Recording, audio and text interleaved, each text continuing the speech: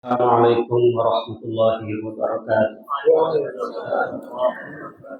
Hamdan wa syukran liman 'allama bil qalam, 'allamal insana ma lam ya'lam, wa khalaqal insana 'allamahul bayan.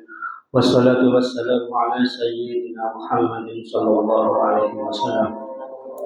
Wa ba'du, pada pimpinan kantor Kementerian Agama Kabupaten Gresik yang dihormati, yang saya hormati, kepada juga semua jamaah sholat zuhur yang dirahmati Allah. Syukur alhamdulillah kita panjatkan kepada Allah Subhanahu wa taala, yang mana dengan rahmat iman dan Islam dan kesehatanlah yang menuntun kita untuk hadir di Musholla Ar-Rayyan dalam rangka melaksanakan sholat zuhur berjamaah.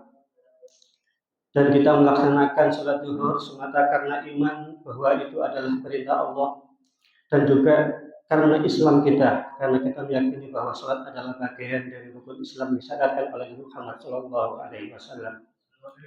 Dan mudah-mudahan semua jamaah sholat zuhur yang hadir pada siang hari ini diberikan kerahmatan Allah, diberikan kesehatan, dan mudah-mudahan dijauhkan segala macam mara bahaya. Amin amin ya rabbal alamin.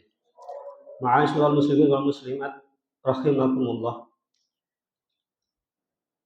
Nikmat yang paling patut kita syukuri, yang pertama kali harus kita syukuri adalah nikmat iman.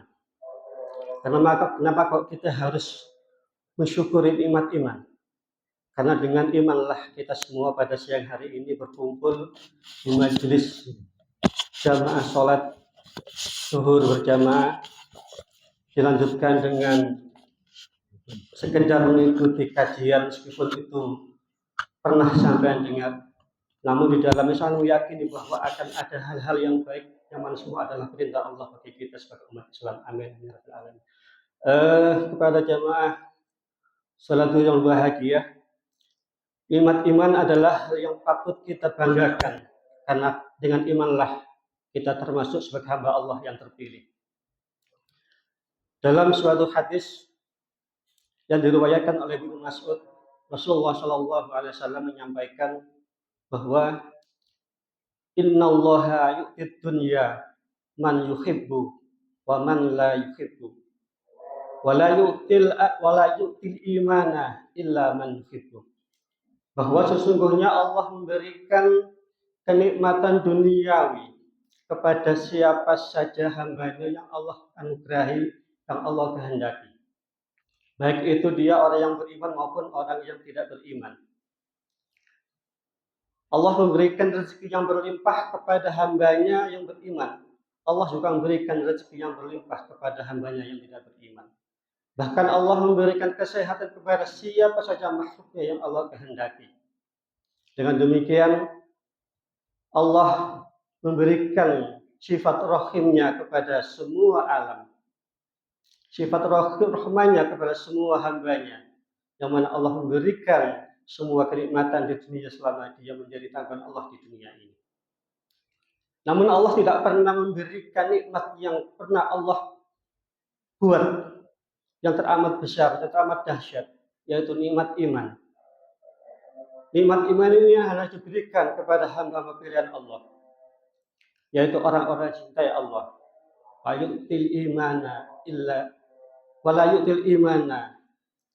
man yuhibbu. Bahwa Allah hanya memberikan iman kepada orang-orang yang Allah cintai.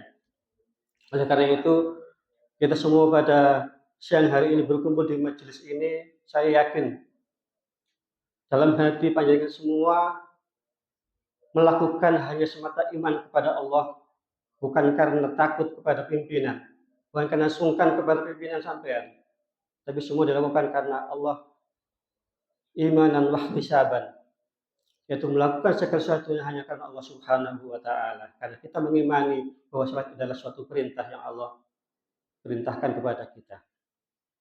Dan nikmat berikutnya adalah nikmat Islam. Dengan imanlah kita dituntut menjadi Islam. Dengan Islamlah kita melaksanakan semua syariat-syariat yang dibawa oleh Nabi Muhammad SAW. Salah satunya kita adalah melaksanakan sholat pada siang hari ini sebagaimana yang ditunjukkan bahwa Islam adalah rukun dalam sholat adalah rukun dalam Islam. Dan semua ini kita lakukan karena Allah menganugerahkan kita rasa sehat. Nikmat sehat itu adalah nikmat dan karunia yang teramat kita butuhkan untuk segala aktivitas kita selama hidup di dunia. Bicara dengan sehat, saya teringat hadis yang diriwayatkan oleh Nu'man bin Bashir. Bahwa di dalam tubuh kita ini ada segumpal darah. Yang mana apabila darah itu sehat, baik, maka baiklah semua yang ada di tubuh kita. Namun apabila segumpal darah itu rusak, maka rusaklah semua yang ada di tubuh kita. Ketahuilah bahwa itu adalah hati. Apa itu hati? Hati adalah, kalau kita merunut dalam kamus, adalah jantung. Kita memaknai dengan jantung.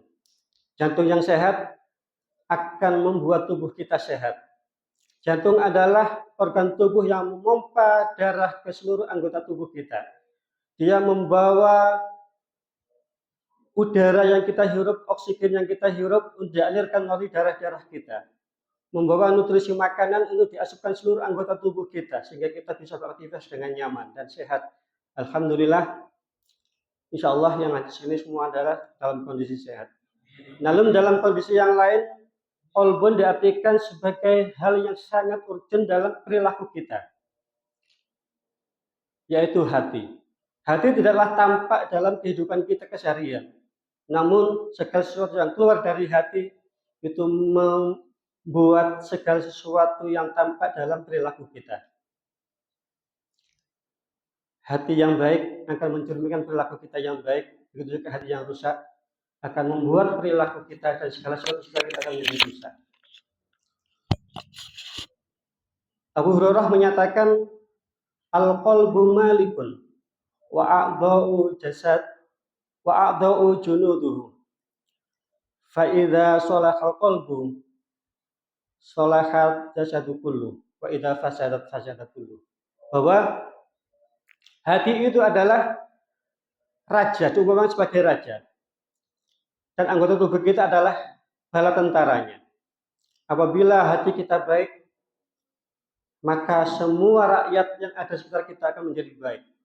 Begitu juga ketika hati kita rusak, maka rakyat yang ada sekitar kita menjadi rusak. Lingkungan kita akan menjadi rusak karena perilaku kita yang berangkat dari hati yang kurang baik.